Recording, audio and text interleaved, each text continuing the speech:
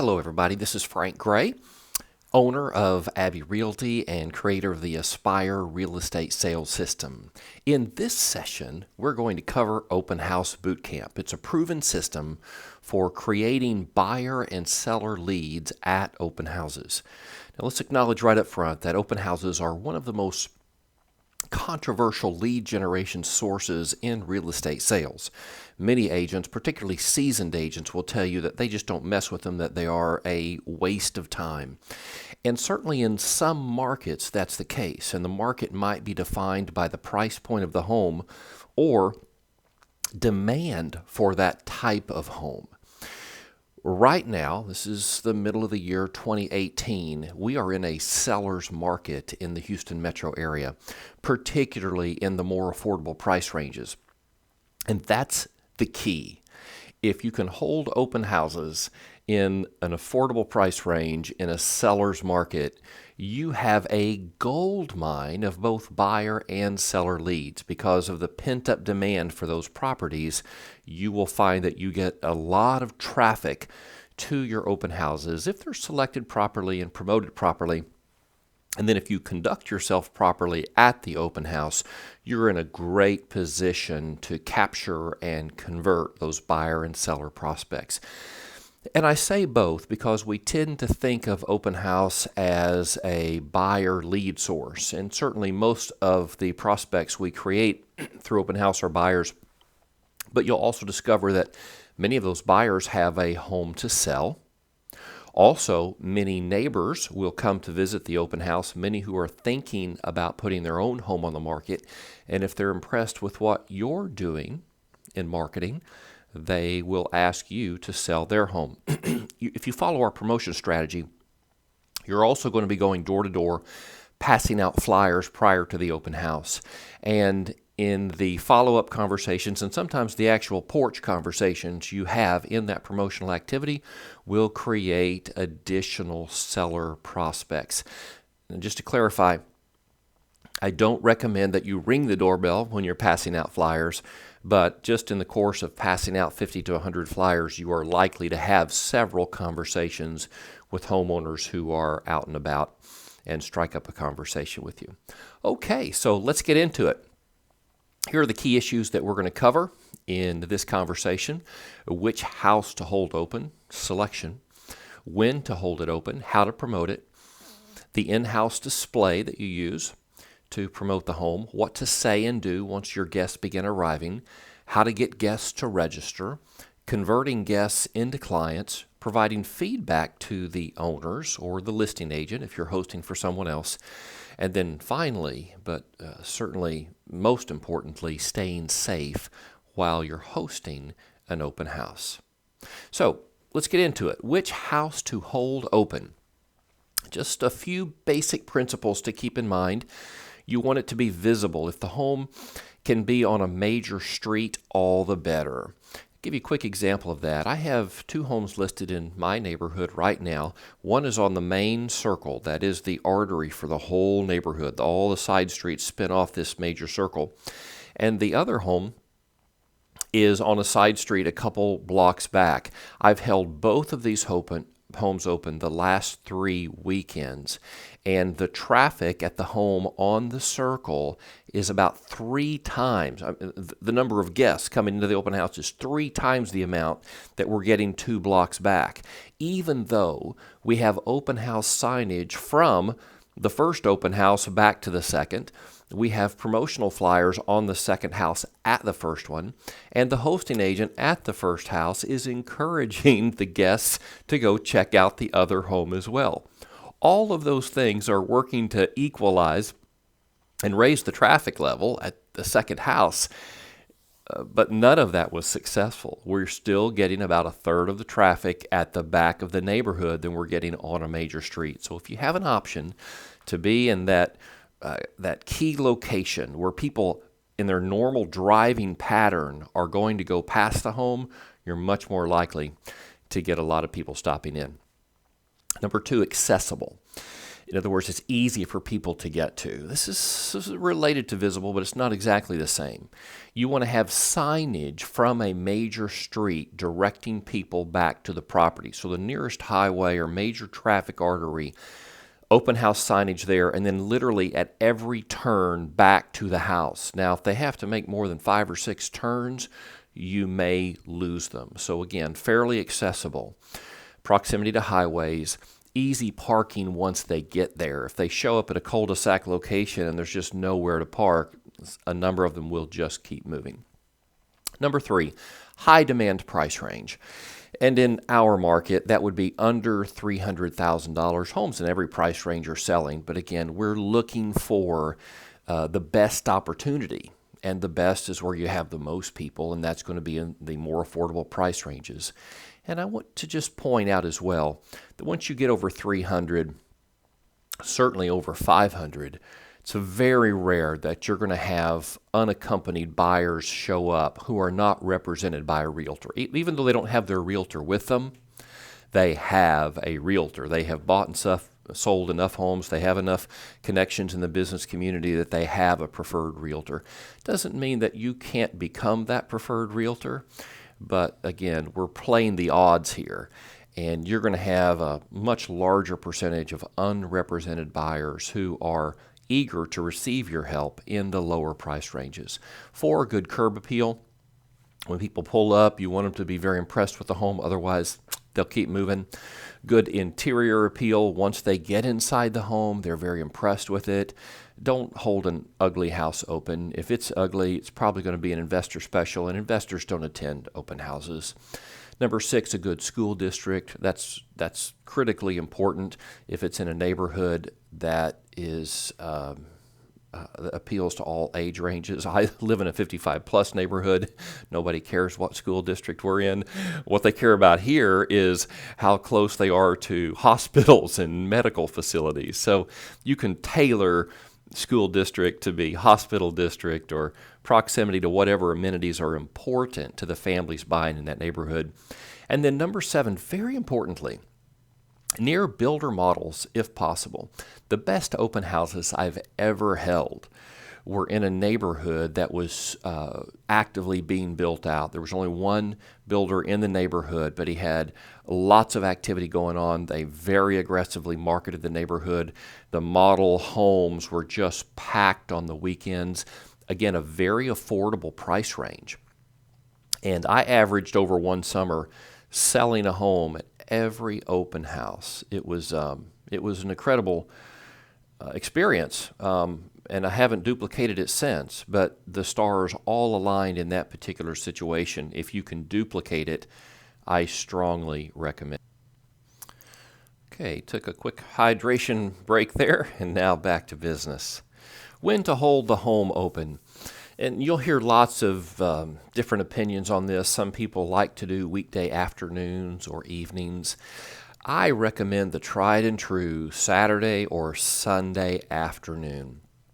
The exception to that would be if it's a unique location across the street from an elementary, for example, in a high-demand neighborhood. Perhaps you would want to hold an open house from 3 to 5 on a weekday afternoon and catch the moms and dads picking up their kids from school. That would be a possibility.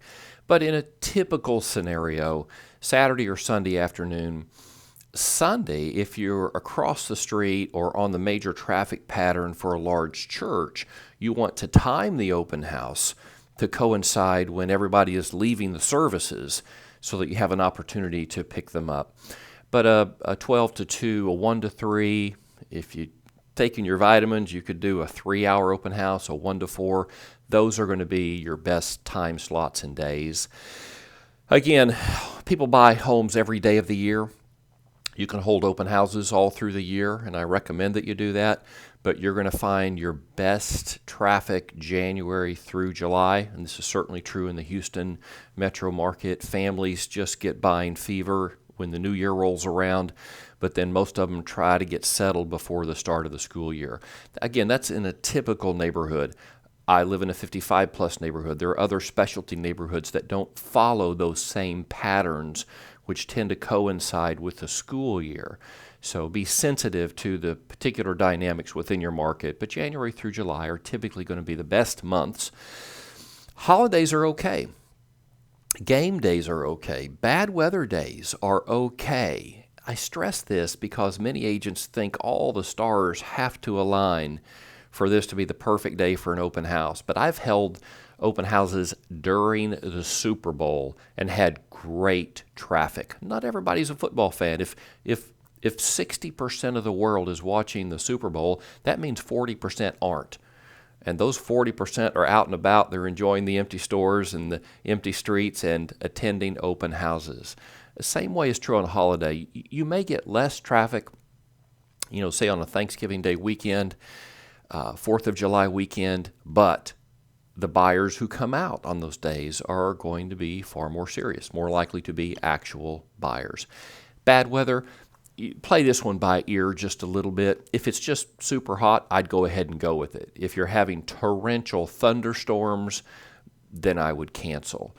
But if it's just cold or just hot or just a little rainy, I would not let that dissuade you. When people are in house buying mode, they'll get out. It'll eliminate some of the casual window shoppers and some of the neighbors coming by to check it out, but real buyers will be out even in moderately bad weather. How to promote your open house. This is critically important. In the Houston metro area, you obviously want to put it on har.com. In my experience, 25 to 50% of the people who show up at an open house will tell you that they saw it promoted online. And if it's on har.com, it's going to syndicate out to the other major real estate portals with an indication that it is open, Realtor.com, Zillow.com, for example. Beyond that, put a time sign in the yard several days before, open Saturday 2 to 4. I'm going to show you an example of that in just a minute. Pass out flyers to neighbors the day before. The 50 closest neighbors, informing them that you're going to do an open house. And some agents have had success with doing a private showing for the neighbors 30 minutes prior to the open house, and perhaps even having some special refreshments for them. If you do that, then you want to expand your flyer count from 50 to 100, maybe even 200. The real opportunity is not necessarily to sell the house you're holding open, because this target audience already owns a home in the neighborhood.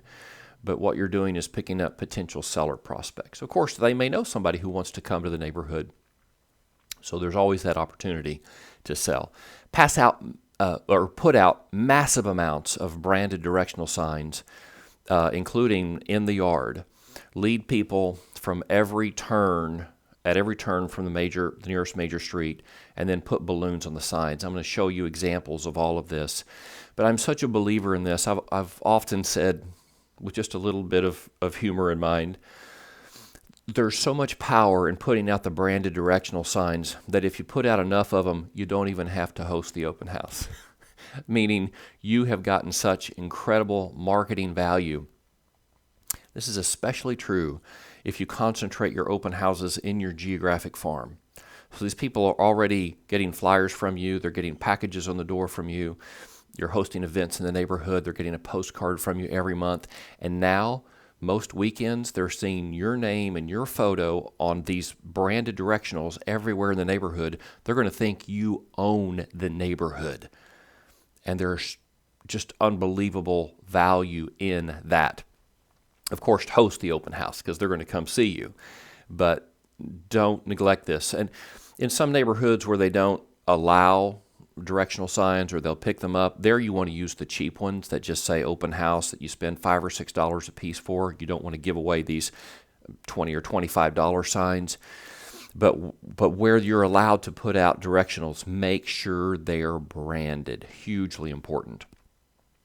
Number 5, Facebook ads. I've got a question mark there.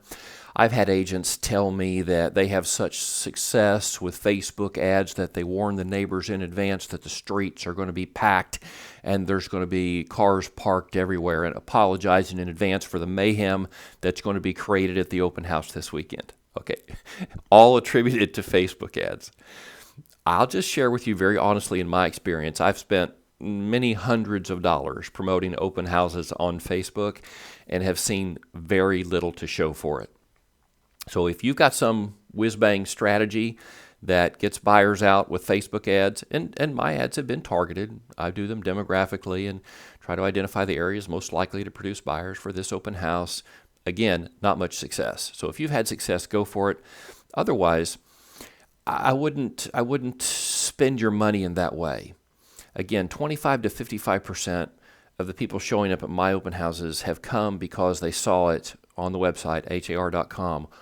The balance came because the massive amounts of signage and promotional material the day of the open house, from the nearest major street all the way back to the property. Let's take a look at some of these things I've been talking about. A time sign, here's an example. Open house this weekend, Sunday, 2 to 4, and you would just put this in the front yard of this subject home early in the week. Yard displays. I love these. I took these photos at a recent open house that I attended. One just says, welcome, come on in, with the reusable balloons near the front door. Again, giving just people an inviting sense and permission to walk right in. Because even though it says open house, people aren't quite sure if they're supposed to knock. Just let them come on in. And then in the lower right-hand corner of your screen, you can see, I hope I'm not covering this up, open house in the front yard, with each letter being its own little sign. So it just covers the whole yard, open house, with more of the reusable balloons. I've tried to find that online and haven't been able to, but a local printer could certainly duplicate that. I thought it was terrific. Here is an Amazon ad for a reusable balloon display. I think this is very important in drawing attention to the property that you're holding open, and I would put this in the front yard of the open house. But you'll see this is a stand and 5 reusable balloons for $87.95. I ordered one of these myself yesterday with shipping and then a couple little add-ons. It came to just over $100. Those balloons are pretty much like plastic beach balls. They'll last you a long time, and they're very inexpensively replaced, again, on Amazon, should you find success with it. Warning. In the Woodlands, they will pick up your directional signs. I had an agent tragically lose some very expensive branded signs yesterday at an open house in the Woodlands. Use cheap ones or none at all. So if you're in the Woodlands and you don't want to lose your directionals, this is critically important that you be on a visible street so that lots of people are driving by will see it. And that's why you want to use things like these balloon displays or yard displays to attract lots of attention. The Woodlands doesn't care what you do in the front yard of the subject property. They just won't let you put them out on street corners. Okay, the in-house display. Let's talk about this. You're going to want to have a number of items that are helpful to actual buyers, people looking for a home. Those include property flyers on the subject home, a display binder with disclosures, survey, area amenities, everything about that particular property in the little sheet protector binders, an acrylic brochure stand with a business card holder. So you're going to put property brochures and personal brochures in this stand, your business cards on the front, a registration book, bottled water, and hard candy. I don't recommend that you serve any snacks that could stain carpet or create a mess in the house. So even just a little dish of butterscotch candies or peppermints would be fine. Most people aren't going to eat your snacks. When I started doing open houses originally, I had cookies from the bakery and all kinds of nonsense, and most people didn't eat it. It's just a polite way to offer bottled water or candy, but most people won't take advantage. Have your laptop opened to the home's property listing on har.com. You can have just that playing in the background, maybe with some soft music. I like to do that because, as you'll see later in our strategy, I want to get to that laptop computer when I have an actual unrepresented buyer in the home. It's going to be part of the strategy that we use to create them as a client. Your personal brochures need to be there. This is a 4-page, 11 by 17 folded, which tells your life story, a little bit of your education, credentials, has reviews from people you've helped in the past or people who just know you. If you're a brand new agent, can provide a character witness, and then your seller marketing plan, perhaps even your buyer strategy. And then property flyers of nearby comps. I put this in red because this is a missed opportunity from most open house hosting agents. It's unusual that you're going to sell the home that you're holding open.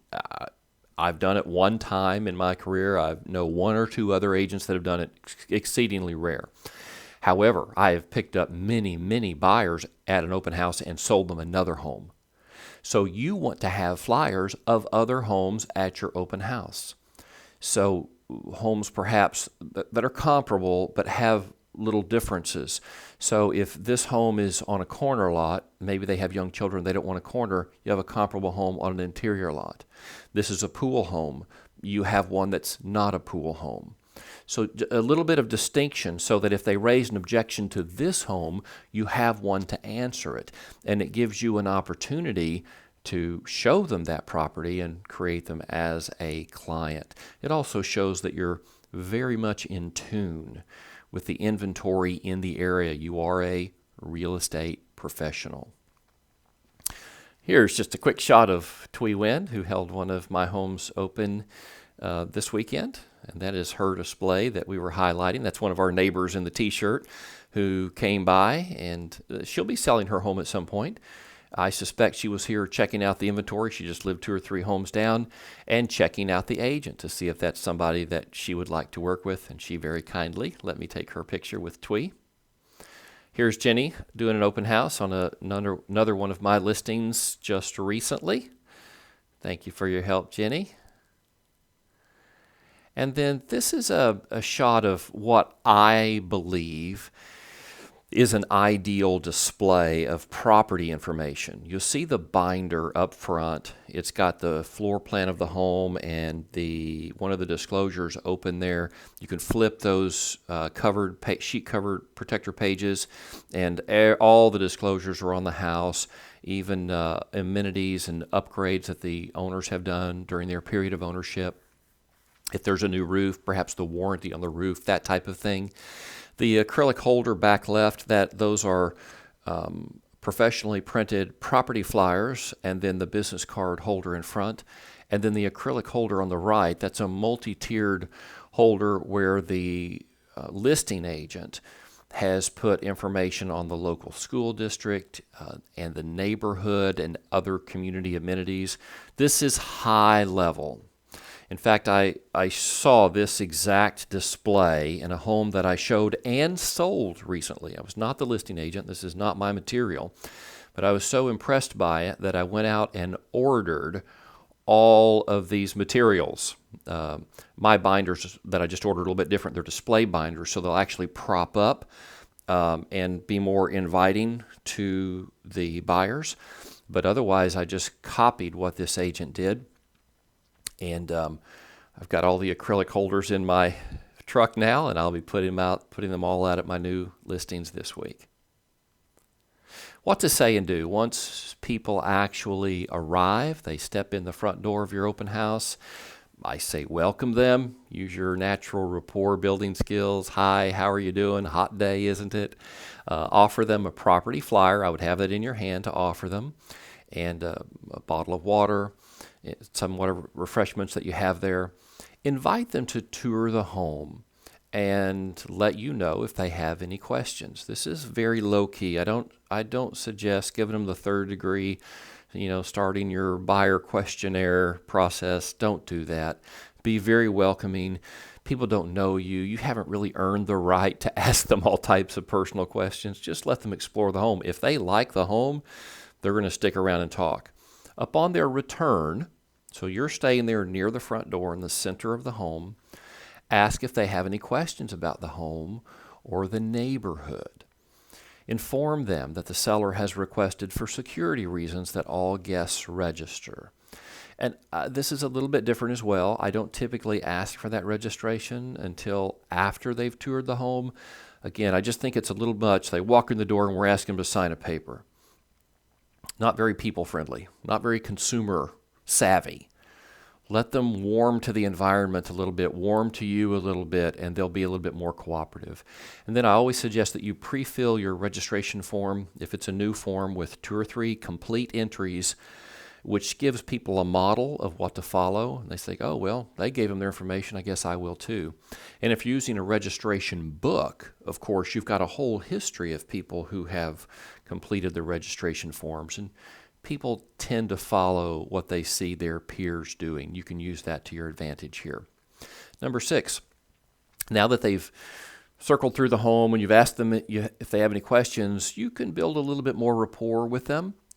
Do you currently live in the area? Are you in the market for a new home? Because they might just be nosy neighbors. You don't know.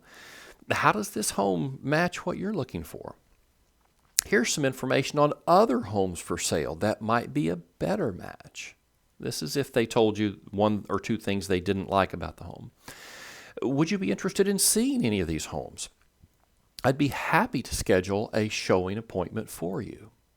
So we're just doing a high level, when I say that, superficial, surface type questions, letting them know that we've got all the information because we are professional realtors, and then we're going to take it a little bit deeper. At some point in this conversation, you're going to share with them, as a realtor, I have access to all homes at the moment they come on the market. I have access to all homes the moment they come on the market. Would you like me to let you know when homes that match your criteria become available? And in this market, I go on to say, this is a seller's market, and the best homes are selling almost immediately when they come on the market. So if you're going to have a chance even to see them or to buy them, you're going to need the insider access and the immediate notification that I could provide. I'd be happy to do that for you, absolutely no charge or obligation. Would that be okay? A shockingly high percentage of your buyers will say absolutely, particularly if you've got your laptop open, as I recommended, and you're right there on har.com. So I say, great, let me set up that auto notification right now. You start filling out their contact record on the MLS. May I have your email address? And guess what? They will give it to you because they understand its purpose and that it is for their benefit. Now, this slide right here may be the most important one in this entire class. This is the exact strategy that I used when I was averaging 1 sale per open house. Again, I was getting a lot of traffic. It was in a very affordable neighborhood, very visible. It met all the other criteria. But it was at this point when I would let them know that as a realtor, I have immediate access to every home as soon as it comes on the market. And I'd be happy to share that information with you. That's what they found attractive. And that's what induced them to give me their email address. And then I just followed that up with, okay, great. And because they are selling quickly, I'll want to notify you by phone as well. May I have your cell? Boom. There you go. Now you have the critical contact information that you need to stay in touch with them and to serve them. And that's exactly what you're going to do to draw them into a working relationship with you. Now, after the open house, with every guest who came, and this is every guest, even if they came in handing you their realtor's business card, I would say set up an auto email for the type of home they're looking for. And if you didn't get any additional information out of them, you know they're likely looking for a home similar to the one that you're hosting. So set them up on a saved search to be automatically notified for homes in that neighborhood or that zip code as they come on the market. Even neighbors may want to keep up on activity in the neighborhood. So if they said, oh, we just live down the street and we just came in for the free lollipops, that's okay. Sign them up. Enter every one of them into your database. Again, that is a primary purpose for doing an open house, is to open the door to new relationships. You may not sell that house. You may not sell these people another home in the next 90 days or 180 days. But you're building a database of relationships, and every one of them will have real estate needs at some point in the future. If you stay in touch with them, communicating that you are a caring, competent real estate professional, you'll be in the preferred position to get that business. Enroll them in your monthly e-newsletter.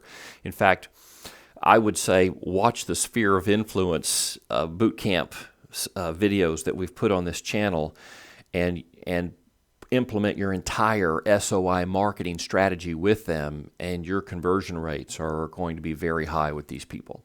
And then schedule showing appointments for real buyers, who are motivated, qualified, and loyal to you. Go ahead and get them out there and start showing properties. I have left an open house. I've closed an open house to go show a property to somebody who came into the open house when I determined that they were a highly motivated, qualified, loyal buyer. Well, that's why I'm holding the home open. I'm looking for those kind of people. I'll shut down the open house and go show them a property. More typically, we'll do it right after the open house. Hey, I'm here from 2 to 4. I'd be happy to go ahead and schedule that showing now for 4:15. You want to meet me over there at that time? And most of the time they'll do it. Notice what we haven't talked about so far. I have not encouraged you to ask them if they're currently working with an agent. If they really are, they'll tell you. But if you ask them, are you currently working with an agent, 90% of the time, well, I literally saw this happen yesterday. Had an open house that one of my agents was hosting, and I dropped in to refill the flyers. She asked the question, are you currently working with an agent? The wife said no, the husband said yes. It was absolutely perfect. And what's going on there is that everybody knows 10 agents. They know the agent who sold them their current home. Their cousin's got a real estate license. Their neighbor 3 doors down has a real estate license. Perhaps there's agents marketing the home where they live and they're getting postcards. So if they need to just throw out a name to get you to back off, they can do that. Don't give them that opportunity. Don't ask them. If they're truly in a committed realtor relationship, they'll tell you. Okay, so don't ask. Second, don't ask if they're pre-approved. Again, you have not earned the right to ask that kind of question. Now, if you're going to go show them properties, it is entirely appropriate to find out if they are capable of purchasing.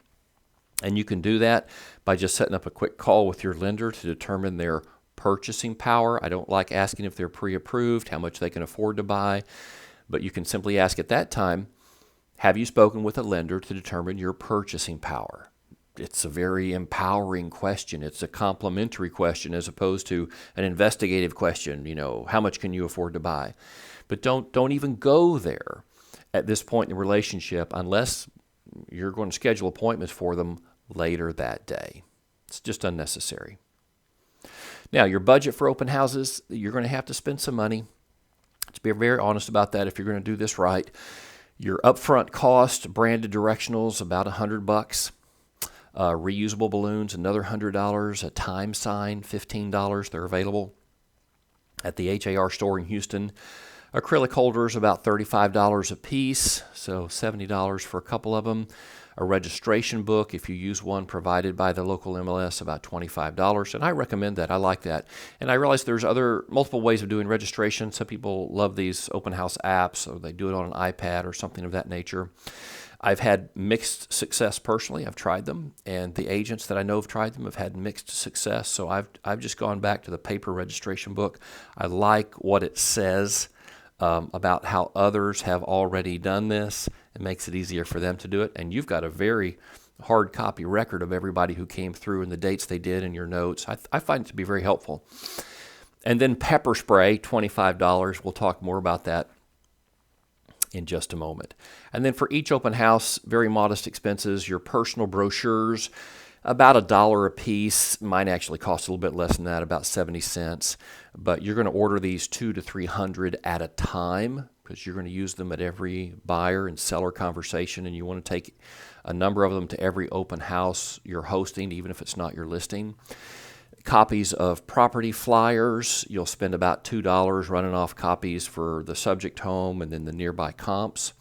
And then snacks, $5. So really $5 to $10 per open house, but your major expense is going to be up front, about $300, $350 to get all the tools. Now, if you are the listing agent, you're already going to have a lot of this in place.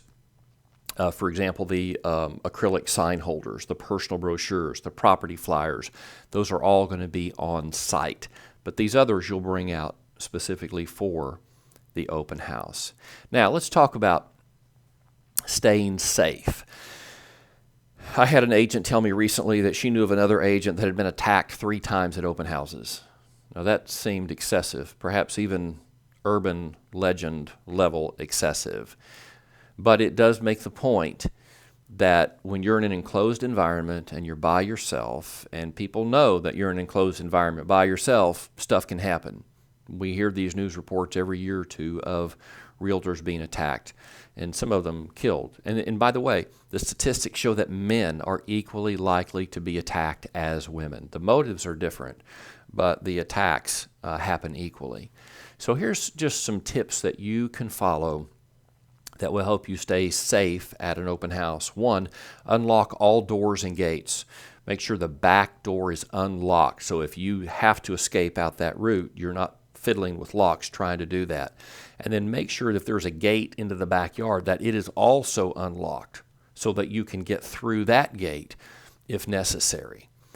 Stay in the center of the home while you're hosting the open house, near the front door. Let guests explore on their own. That's what they want to do anyway. You don't need to walk around, this is a kitchen, this is a bathroom. They got that. You stay near the front, near the primary exit. Also, that puts you in a position as people come in. So any potential attacker knows that you're in a visible position. Never go into an enclosed space ahead of a guest. This is also true just when you're typically showing properties.